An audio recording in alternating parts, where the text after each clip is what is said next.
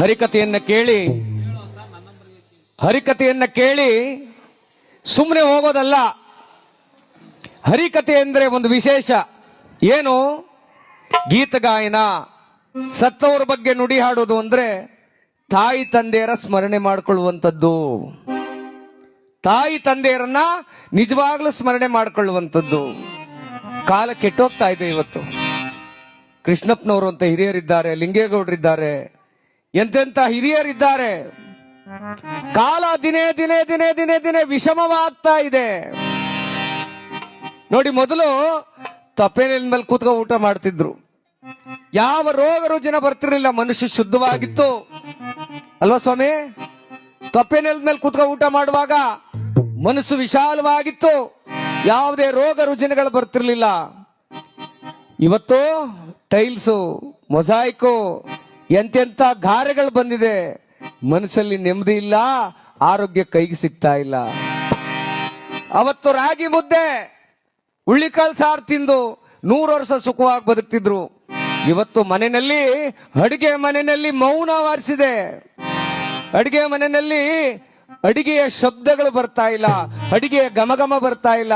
Phone ಮಾಡಿದ್ರೆ ಹೋಟ್ಲಿಂದ ತರಿಸ್ಕೊಂಡು ತಿನ್ನುವಂತ ಪ್ರಮೇಯಕ್ಕೆ ನಾವು ಬಂದಿದ್ದೀವಿ. ಇವತ್ತು ಆಸ್ಪತ್ರೆ, ಅವತ್ತು 15 ಕಿಲೋಮೀಟರ್ಗೊಂದು ಕ್ಲಿನಿಕ್ ಇರ್ತಿತ್ತು, 15 ಕಿಲೋಮೀಟರ್ಗೆ ಆಸ್ಪತ್ರೆ ಇರ್ತಿತ್ತು. ಯಾಕೆಂದ್ರೆ ಅವತ್ತೆಲ್ಲ ಆರೋಗ್ಯವಂತರಾಗಿದ್ರು, ಅದಕ್ಕೆ ಸ್ವಲ್ಪ ಆಸ್ಪತ್ರೆಗಳು ಕಮ್ಮಿ ಇದ್ದು. ಈಗ ಮನೆ ಮನೆಗೂ ಆಸ್ಪತ್ರೆ, ಮನೆ ಮನೆಯಲ್ಲೂ ಆಸ್ಪತ್ರೆ. ರೋಗ ಜಾಸ್ತಿ ಆಗ್ತಾ ಹೋಗ್ತಾ ಇದೆ ಅಲ್ವಪ್ಪ? ರೋಗ ಜಾಸ್ತಿ ಆಗ್ತಾ ಇದೆ. ನೆಂಟ್ರಿಷ್ಟ್ರು ಬಂದ್ರೆ ಬಾಗಿಲಿಗೆ ಬಂದ ತಕ್ಷಣ ಕಾಲಿಗೆ ನೀರು ಕೊಟ್ಟು, ಕೈಗೆ ನೀರು ಕೊಟ್ಟು, ಒರೆಸ್ಕೊಳ್ಳೋಕೆ ಟವಲ್ ಕೊಟ್ಟು, ಚಾಪೆ ಹಾಸಿ ಕೂರಿಸಿ, ಅವ್ವಾ ಚೆನ್ನಾಗಿದ್ದರಿಯಾ, ಮಕ್ಕಳು ಚೆನ್ನಾಗಿದ್ದಾರಾ, ಬೆಳೆಗಳೆಲ್ಲ ಚೆನ್ನಾಗಿದ್ದಾವ ಅಂತ ಅವತ್ತಿನ ಕಾಲದಲ್ಲಿ ಸಂಬಂಧಗಳನ್ನ ಬೆಸೆಯುವಂತ ಪ್ರಯತ್ನ ಮಾಡ್ತಾ ಇದ್ರು. ಈಗ ಹಂಗಿಲ್ಲ. ನೆಂಟ್ರು ಯಾರಾದ್ರೂ ಬಂದ್ರೆ ಮಕ್ಕಳು ರೂಮ್ ಒಳಕ್ಕೆ ಹೋಗಿ ಬಾಗಿಲು ಹಾಕೊಂಡು ಮೊಬೈಲ್ ನೋಡ್ತಾ ಕೂತ್ಕೋತಾರೆ. ಇಲ್ಲಿ ಇರಿ ಮನೆ ಅಂತ ಆ ಮನೆಯ ಆ ಹೆಂಗಸು ವಾ ಎಷ್ಟೊತ್ತಿಗೆ ಹೋದರಿಯೋ ಕಾಣಲ್ಲವ ಅಂತ ಮನ್ಸೊಳಗೆ ಕೊರ್ತಾ ಇರುವಂತ ಕೆಟ್ಟ ಮನಸ್ಥಿತಿಗೆ ನಾವೆಲ್ಲ ಬಂದಿದ್ದೀವಿ ಅಲ್ವಾ? ಇವತ್ತು ಸಂಬಂಧಗಳಿಗೆ ಬೆಲೆ ಇಲ್ಲ. ತಾಯಿ ತಂದೆಗಳ, ಅವತ್ತು ದಾರಿಲಿ ಏನಾದ್ರೂ ಅಂಗಡಿ ತಾವ್ ಕೂತ್ಕೊಬಿಟ್ರೆ ಮಗ ಅಪ್ಪ ಏನಾದ್ರೂ ಅತ್ತಿಂದ ಬತ್ತು ಅಂದ್ರೆ ಮಕ್ಕಳು ಎದ್ದಿ ಓಡೋಯ್ತಿದ್ರು, ನಮ್ಮ ಅಪ್ಪ ತಂದ್ಬಿಟ್ಟನಪ್ಪ ಅಂತ ಅಲ್ವಾ? ಈಗ ಕಾಲ್ ಮೇಲೆ ಕಾಲ್ ಹಾಕೊಂಡು ಬಿಡಿ ಸೇತ ಕೂತ್ಕೋತಾರೆ. ನೋಡಿ, ಜೋಗಪ್ಪ ಹೇಳ್ತಾವ್ರೆ. ಮೊನ್ನೆ ಒಂದು ನೋಡಿರ್ಬೋದು ನೀವು ಟಿವಿ, ಮೊಬೈಲ್ನಲ್ಲಿ. ನಾನು ಯೂಟ್ಯೂಬ್ನಲ್ಲಿ ನೋಡಿ ನಿಮ್ಗೆ ಗೊತ್ತಾಗುತ್ತೆ. ಒಬ್ಬ ತಾಯಿಗೆ ಮಗ ಕಣ್ಣೆಲ್ಲ ಊದ್ಕೊಳ್ಳೋ ಮಟ್ಟಿಗೆ ಕೈ ಕಾಲೆಲ್ಲ ಮುರಿದಾಕಿ ವಾಡ್ದು, ಯಾತಕ್ಕೋಸ್ಕರವಾಗಿ ಆ ತಾಯಿ ಮನೇಲಿ ಇರಬೇಡ, ಹೋಗು ಹೋಗು ಹೋಗು ಹೋಗು ಅಂತ ಹೊಡೆದು ಅವಳ ಕಣ್ಣೆಲ್ಲ ಊದಿಸ್ಬಿಟ್ಟಿದ್ದಾನೆ. ಕಾಲೆಲ್ಲ ಒದಿತಾ ಇದ್ದಾನೆ. ಆ ತಾಯಿ ಯಾರು ಇಲ್ಲ ಬಿಡಿಸ್ಕೊಳಕ್ಕೆ, ಗುಳೋ ಅಂತ ಅಳ್ತಿದೆ ಆ ಮುದಿ ಜೀವ. 80 ವರ್ಷದ ತಾಯಿ ಎಲ್ಲಿಗೂ ಹೋಗ್ತಾಳಪ್ಪ ಅವಳು? ಮಕ್ಕಳಾದವರು ಒಂದು ತುತ್ತು ಅನ್ನ ಹಾಕೋ ಯೋಗ್ಯತೆ ನಮಗಿಲ್ಲ ಅಂದ್ರೆ ಈ ಜಗತ್ತಿನಲ್ಲಿ ಇನ್ನೇನಪ್ಪ ಯೋಗ್ಯತೆ ನಮಗಿದೆ? ಒಡೆದು ಒಡೆದು ಒಡೆದು ಒಡೆದು ಕಣ್ಣೆಲ್ಲ ಊದಿಸಿದ್ದಾನೆ, ಕೈ ಕಾಲೆಲ್ಲ ಮುರಿದಾಕಿದ್ದಾನೆ. ಆ ದುರುಳ ಮಗ. ಜನಗಳೆಲ್ಲ ಬಂದು ಕೇಳ್ತಾ ಇದ್ದಾರೆ, ಯಾಕಪ್ಪ ನಿನ್ ತಾಯಿಗೆ ಹಿಂಗ್ ಹೊಡಿತಾ ಇದೀಯ ಅಂದ್ರೆ, ನಮ್ಮವನಿಗೆ ನಾನು ಹೆಂಗಾರ ಹೊಡ್ಕತೀನಿ, ನೀವು ಕೇಳೋಕೆ ಯಾರು ಒಂದ? ಊರವರೆಲ್ಲ ಸೇರಿ ಅವನಿಗೆ ಚೆನ್ನಾಗಿ ಬಿಡಿದ್ರು ಏಟ. ತಾಯಿ ಹೊಡ್ಕೋಬೋದಪ್ಪ, ಈ ಪ್ರಪಂಚದಲ್ಲಿ ಸಂವಿಧಾನ ಅಂತ ಒಂದಿದೆ. ತಾಯಿ ಮೇಲೆ ಕೈ ಮಾಡೋಕೆ ಅಧಿಕಾರ ಕೊಟ್ಟವ್ರು ಯಾರು ನಿನಗೆ? ತಂದೆ ಮೇಲೆ ಕೈ ಮಾಡೋದಕ್ಕೆ ಅಧಿಕಾರ ಕೊಟ್ಟವ್ರು ಯಾರು ನಿನಗೆ? ನೀನು ಹುಟ್ಟಿದಾಗ್ಲೇ ಅವರು ನಿನ್ನ ಮೆಟ್ರ ಚಿಮ್ಕೆ ಅಥವಾ ಕುತ್ತಿಗೆ ಹೆಚ್ಚಿಗೆ ಸಾಯಿಸ್ಬಿಟ್ಟಿದ್ರೆ ಇವತ್ತು ನೀನು ಅವ್ರ ಕೈ ಮಾಡೋ ಸ್ಥಿತಿ ಬರ್ತಿತ್ತಪ್ಪ. ಆ ಎಮ್ಮ ಕೇಳ್ಕೊಂಡಿದ್ದೇನೋ, ಒಂದು ತನ್ನ ಮಲಗೋಕಂದಷ್ಟು ಜಾಗ ಅದನ್ನೂ ಬೇಡ ಅಂತೀಯಲ್ಲ ನೀನು. ಯಾತಕ್ಕೆ ಕಳಿಸ್ತಾ ಇದೀಯ? ನನ್ನ ಹೆಂಡತಿಗೂ ನನಗೂ ಪ್ರೈವೇಟ್ ಇಲ್ಲ, ಮನೆ ಚಿಕ್ಕದು. ಇವಳಿದ್ರೆ ನನ್ನ ಹೆಂಡತಿ ನಾನು ನೆಮ್ಮದಿಯಾಗಿರಕ್ಕಾಗಲ್ಲ. ನೋಡಿ ಎಂಥ ದುರಂತ ಅಂದ್ರೆ, ಹೆಂಡತಿ ತಾಯಿಯನ್ನ ಮನೇಲಿ ಕರ್ಕೊಂಡ್ಬಂದು ಇರಿಸ್ಕೊಂಡವನೇ ಅಳಿಯ. ಎತ್ತ ತಾಯಿಯನ್ನ ಆ ಮಗ ಆಚೆಗೆ ತಳ್ತಾ ಇದ್ದಾನೆ. ಇದೊಂದು ದುರಂತವೇ ಸರಿ ಎಂದ್ರೆ ನಾವೆಲ್ಲ ಬುದ್ಧಿ ಕಲಿಬೇಕು. ಮಕ್ಕಳಾದವರು ತಂದೆ ತಾಯಿಗಳ ಬಗ್ಗೆ ಗಮನ ಹರಿಸಿ ಅವರಿಗೆ ಗೌರವ ತೋರಿ, ತಂದೆ ತಾಯಿಗಳೇ ದೇವರು ಅಂತ ನಂಬಿ ಸಾವಿರಾರು ದೇವಸ್ಥಾನಗಳ ಸುತ್ತಿದ್ರು ನಿಮಗೆ ಫಲ ಸಿಗುತ್ತೋ ಇಲ್ಲೋ ಗೊತ್ತಿಲ್ಲ. ತಾಯಿ ತಂದೆಯರ ಪಾದವನ್ನು ಒಮ್ಮೆ ಮುಟ್ಟಿ ಅವ್ರ ಬರಿಗಾಲಲ್ಲಿ ನಡೀತಾ ಇದ್ರೆ ಅವ್ರಿಗೊಂದು ಜೊತೆ ಚಪ್ಪಲಿ ತಂದು ಕೊಡಿ. ಬಟ್ಟೆ ಹರಿದೋಗಿದ್ರೆ ಅವ್ರಿಗೊಂದು ಬಟ್ಟೆ ಹಾಕ್ಸ್ಕೊಡಿ. ಒತ್ತೊತ್ತಿಗೆ ಒಂದು ತುತ್ತು ಅನ್ನ ಕೊಡಿ. 1000 ದೇವರುಗಳು ವರ ಕೊಡುವಷ್ಟು ಪುಣ್ಯವನ್ನು ಕೊಡ್ತಾನೆ ನನ್ನಪ್ಪ. ಏನಂತೀರಪ್ಪ? ಸರಿ ಅಂದ್ರೆ ಒಂದು ಚಪ್ಪಾಳೆಯನ್ನ ಜೋರಾಗಿ ನೀಡ್ಬೋದು ದಯಮಾಡಿ ಎಲ್ಲರೂ ಕೂಡ. ತಾಯಿಗಿಂತ ಮಿಗಿಲಾದ ದೇವರಿಲ್ಲ, ತಂದೆಗಿಂತ ಮಿಗಿಲಾದ ಗುರುವಿಲ್ಲ, ದಾನ ಧರ್ಮಕ್ಕೆ ಮಿಗಿಲಾದಂತ ಸ್ನೇಹಿತನಿಲ್ಲ. ಅದಕ್ಕೆ ಹೇಳ್ತಾರೆ, ದುಡ್ಡು ಕೊಟ್ಟರೆ ಬೇಕಾದ್ದು ಸಿಗುತ್ತೈತೆ ಕಣೋ ತಮ್ಮ. ಈ ಜಗತ್ತಿನಲ್ಲಿ ಎತ್ತ ತಾಯಿ ತಂದೆಯರನ್ನ ಕಳ್ಕೊಂಡ್ರೆ ಇನ್ಯಾವತ್ತೂ ಸಿಗೋದಿಲ್ಲಪ್ಪ. ಅಪ್ಪ ಅವ್ವ ಅಪ್ಪನ್ನ ಕೀಳಾಗಿ ಕಾಣಬೇಡಿ ಕಣ್ರೋ, ಅವ್ರ ಆಶೀರ್ವಾದವನ್ನ ಪಡ್ಕೊಳ್ರೋ, ನಿಮಗೆ ಜೀವನ ಸರಿ ಹೋಗ್ತದೆ.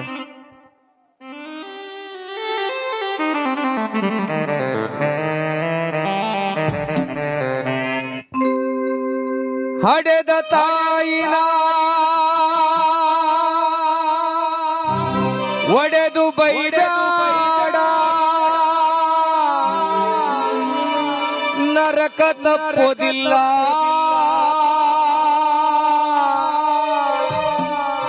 ತಂದೆ ತಾಯಿನ ಬ್ಯಾರೆ ಇಡಬೇಡ, ದೇವರೊಪ್ಪೋದಿಲ್ಲ.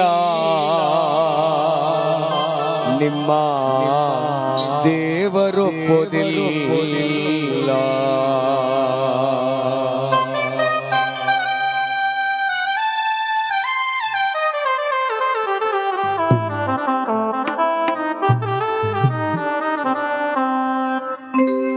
ದುಡ್ಡು ಕೊಟ್ಟರೆ ಬೇಕಾದ್ದು ಸಿಗುತ್ತೈತೆ ಈ ಜಗದಲ್ಲಿ ಕಾಣೋ.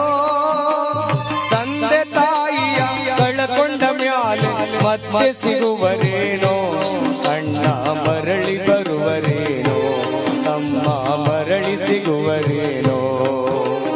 ದುಡ್ಡು ಕೊಟ್ಟರೆ ಬೇಕಾದ್ದು ಸಿಗುತ್ತೈತೆ ಈ ಜಗದಲ್ಲಿ ಕಾಣೋ. ತಂದೆ ತಾಯಿಯ ಕಳಕೊಂಡ ಮ್ಯಾಲೆ ಮತ್ತೆ ಸಿಗುವರೇನೋ, ಅಣ್ಣ ಮರಳಿ ಬರುವರೇನೋ, ತಮ್ಮ ಮರಳಿ ಸಿಗುವರೇನೋ.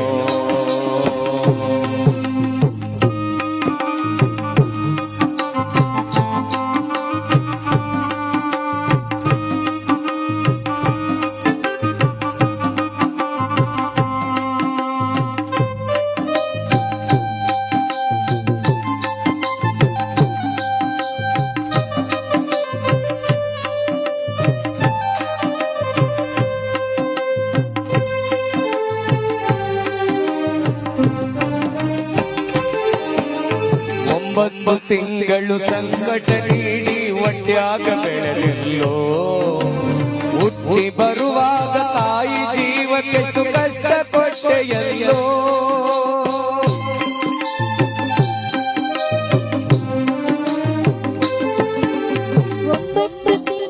ಸಂಕಟ ನೀಡಿ ಹೊಟ್ಯಾಗ ಬೆಳೆದೆಲ್ಲೋ, ಹುಟ್ಟಿ ಬರುವಾಗ ತಾಯಿ ಜೀವಕ್ಕೆಷ್ಟು ಕಷ್ಟ ಕೊಟ್ಟೆಯಲ್ಲೋ. ತಾನು ಸೊರಗಿ ನಿನ್ನ ಕೋಣ ಬೆಳೆಸಿದಂಗ ಬೆಳೆಸಿ ಬಿಟ್ಟಳಲ್ಲೋ. ಅಯ್ಯೋ ಶಿವನೇ ಅವ್ವ,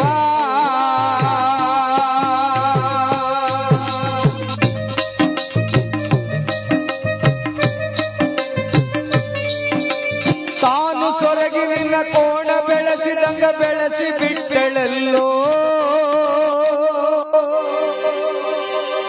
ಬೆಳೆದ ಮಗನು ತನಗಾಸರೆ ಅಂತ ತಾಯಿ ತಿಳಿದಳಲ್ಲೋ. ಜೀವ ಇಟ್ಟಾಳು ನಿನ್ನ ಮ್ಯಾಲ.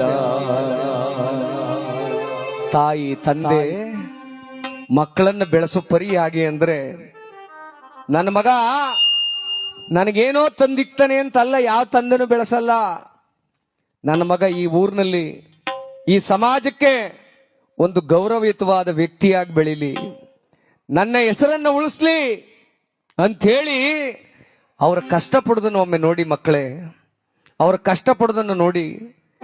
ಬರಿಗಾಲಿನಲ್ಲಿ ಆ ಒಣಗಿದ ಹೊಲದೊಳಗಡೆ ಕೆಂಡದಂತ ಭೂಮಿಯಲ್ಲಿ ಕೆಲಸವನ್ನು ಮಾಡ್ತಿರ್ತಾರೆ.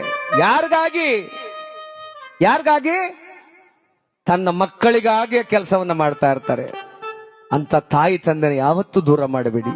ಅದಕ್ಕೆ ಹೇಳ್ತಾರೆ ದೊಡ್ಡವರು, ದುಡ್ಡು ಕೊಟ್ಟರೆ ಬೇಕಾದ ಸಿಗುತ್ತೈತೆ ಈ ಜಗದಲ್ಲಿ ಕಾಣೋ, ತಂದೆ ತಾಯಿಯ ಕಳ್ಕೊಂಡ ಮ್ಯಾಲೆ ಮತ್ತೆ ಸಿಗುವರೇನೋ, ಅಣ್ಣ ಮರಳಿ ಬರುವರೇನೋ, ತಮ್ಮ ಮರಳಿ ಬರುವರೇನೋ.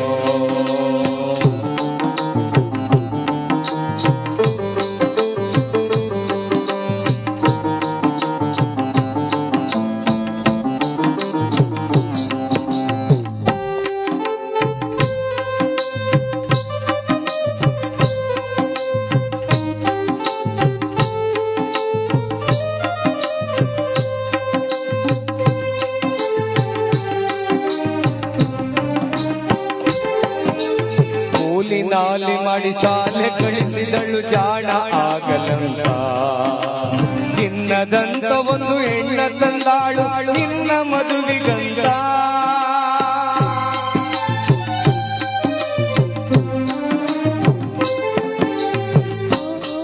ಮಕ್ಕಳು ಅವ್ವ ಫೀಸ್ ಕಟ್ಲಿಲ್ಲ, ಮಾಸ್ಟ್ರು ಹೊರಗಡೆ ನಿಲ್ಸವ್ರೆ, ಅಪ್ಪ ನನ್ಗೆ ಹೊಡಿತಾರೆ ಫೀಸ್ ಕಟ್ಟಪ್ಪ ಅಂದಾಗ ಆ ತಂದೆ ತಾಯಿಗಳು ತನ್ನ ಬಾಯಿಗೆ ಹೋಗೋದನ್ನು ಕಡಿಮೆ ಮಾಡಿ, ನನ್ನ ಮಕ್ಕಳಿಗೆ ಅವಮಾನ ಆಗಬಾರದು, ನನ್ನ ಮಕ್ಕಳು ಸುಖವಾಗಿ ಬೆಳಿಬೇಕು ಅಂತ ಆ ಶಾಲೆಗೆ ಸೇರಿಸ್ತಾರೆ, ವಿದ್ಯಾವಂತನಾಗ್ಲಿ ಸಂಸ್ಕಾರವಂತನಾಗ್ಲಿ ಅಂತ ಹೇಳಿ.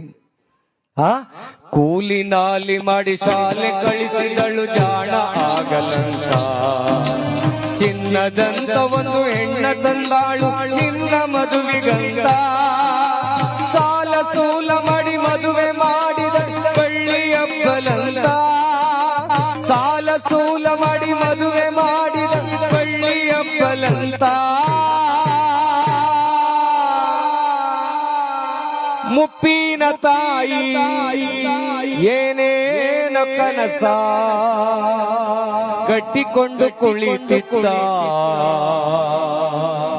ಕನಸು ಕನಸಾಗೆ ಹೋಯ್ತಾ, ಕನಸು ಕನಸಾಗೆ ಹೋಯ್ತಾ. ದುಡ್ಡು ಕೊಟ್ಟರೆ ಬೇಕಾದ ಸಿಗುತ್ತೈತೆ ಈ ಜಗದಲ್ಲಿ ಕಾಣೋ,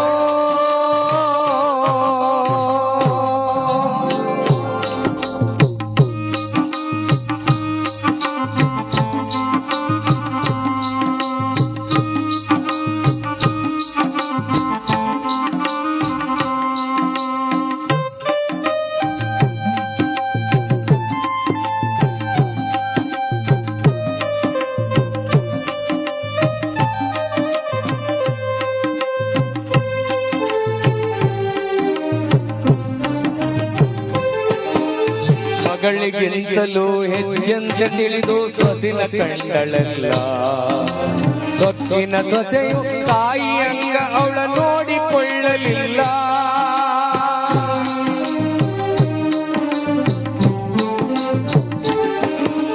ಮಗಳಿಗಿಂತಲೂ ಹೆಚ್ಚೆಂತ ತಿಳಿದು ಸೊಸಿನ ಕಂಡಳಲ್ಲ, ಸೊಕ್ಕಿನ ಸೊಸೆಯು ತಾಯಿಯಂಗ ಅವಳ ನೋಡಿಕೊಳ್ಳಲಿಲ್ಲ.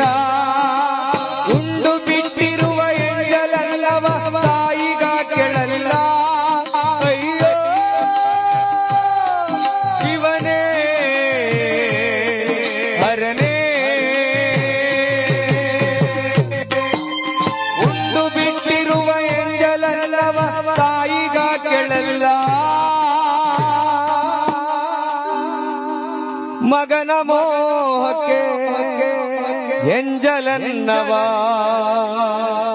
ತಾಯಿ ತಿಂಗಳಲ್ಲ, ಅದನ್ನು ಯಾರಿಗೇಳಲಿಲ್ಲ, ಅದನ್ನು ಮಗನಿಗೇಳಲಿಲ್ಲ.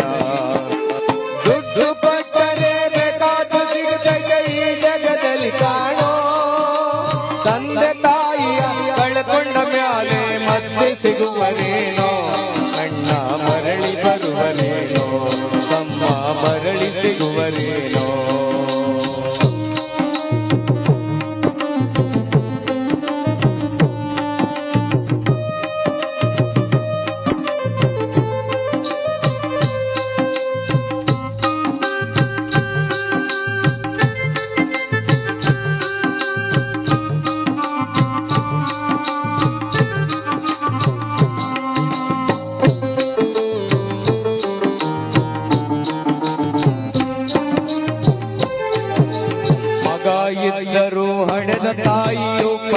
ಪರದೇಶಿಯಾದಳು. ಮಗ ಇದ್ದರೂ ಎತ್ತ ತಂದೆಯು ಪರದೇಶಿಯಾದಳು. ಮೊನ್ನೆ ಆ ನಾಗಮಂಗಲ ತಾಲೂಕಿನ ಒಂದು ಹಳ್ಳಿನಲ್ಲಿ ಇಬ್ಬರು ಗಂಡು ಮಕ್ಕಳು ತನ್ನ ತಂದೆಯನ್ನ ಹುಷಾರಿಲ್ಲ ಅಂತ ನಾಗಮಂಗಲದ ಆಸ್ಪತ್ರೆಗೆ ಕರ್ಕೊಂಬಂದು ಗ್ಲೂಕೋಸ್ ಹಾಕ್ಸಿ ಆ 8 ಗಂಟೆ ಕಾಡಿನಲ್ಲಿ ರಾತ್ರಿ 8 ಗಂಟೆ ಕಾಡಿನಲ್ಲಿ 8 ಗಂಟೆ ಹೊತ್ತಲ್ಲಿ ಮಧ್ಯ ಕಾಡಿನೊಳಗೆ ಬಿಟ್ಬಿಟ್ಟು ಅಣ್ಣ ತಮ್ಮ ಇಬ್ಬರು ಹೊರಟೋಗಿದ್ದಾರೆ ತಂದೆಯನ್ನ. ಅವೈನು ಹುಷಾರಿಲ್ಲ. ಸುತ್ತ ನೋಡಿದ್ರೆ ನಾಯಿಗಳು ನರಿಗಳು ಬೊಗಳ್ತಾ ಇದೆ. ಆ ಮಧ್ಯ ಕಾಡಲ್ಲಿ ಒಬ್ಬನ್ನೇ ಕೂರಿಸ್ಬಿಟ್ಟು ಪಾಪ ಹೊಂಟೋಗವ್ರೆ. ಯಾಕೆ ಅಂತ ಯಾರೋ ಒಬ್ರು ಕರ್ಕೊಂಡೋಗಿ ಅನಾಥಾಶ್ರಮ ಸೇರಿಸಿ ಕೇಳಿದಾಗ ಹೇಳ್ತಾರೆ, ಈ ನನ್ನ ಮಗ ನಮ್ಮ ಅಪ್ಪ ಬೇಡ, ನಮ್ಗಾಗಿ ಏನು ಮಾಡ್ಲಿಲ್ಲ, ಇವ್ ನಾವು ಸಾಕುದಿಲ್ಲ, ಸತ್ತೋದ್ರೆ ಎಲ್ಲರೂ ಬಿಸಾಕ್ಬಿಡಿ ಅಂತ ಹೇಳ್ತಾರಲ್ಲ. ಎಲ್ಲಿದೆ ಸ್ವಾಮಿ ಮಾನವೀಯತೆ? ಎಲ್ಲಿದೆ ಸ್ವಾಮಿ? ಎತ್ತ ತಾಯಿ ತಂದೆಗಳ ತುತ್ತನ್ನ ಕೊಟ್ಟು ಬೆಳೆಸಿಲ್ವ ಅವ್ರನ್ನ? ಮಗ ಇದ್ದರೂ ಹಡೆದ ತಾಯಿಯು ಪರದೇಶಿಯಾದಳು. ಮಗ ಇದ್ದರೂ ಎತ್ತ ತಂದೆಯು ಪರದೇಶಿಯಾದಳು. ಅಲ್ಲಿ ಇಲ್ಲಿ ಭಿಕ್ಷೆಯ ಬೇಡಿ ಕಾಲ ಕಳೆಯುತ್ತಾಳೋ. ಕಣ್ಣು ಕಾಣಲಿಲ್ಲ, ಕಿವಿಯು ಕೇಳಲಿಲ್ಲ.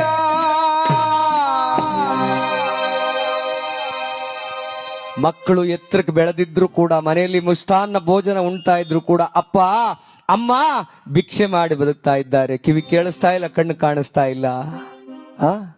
ಈ ಸಮಾಜಕ್ಕೆ ಏನ್ ಹೇಳ್ಬೇಕು ಸ್ವಾಮಿ?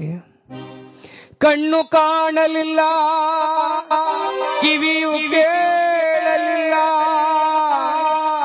ಎಷ್ಟು ದಿನ ಇರುತ್ತಾರೋ ತನ್ನ ಮಗ ಸೊಸೆಯರ ಚೆನ್ನಾಗಿಡುವಂತ ದೇವರ ಬೇಡ್ಯಾರೋ. ತಾಯಿ ಬೀದಿಯಾಗ ಸತ್ತಾಳೋ, ತಾಯಿ ಕೊನೆಯುಸಿರೆಳೆದಾಳೋ.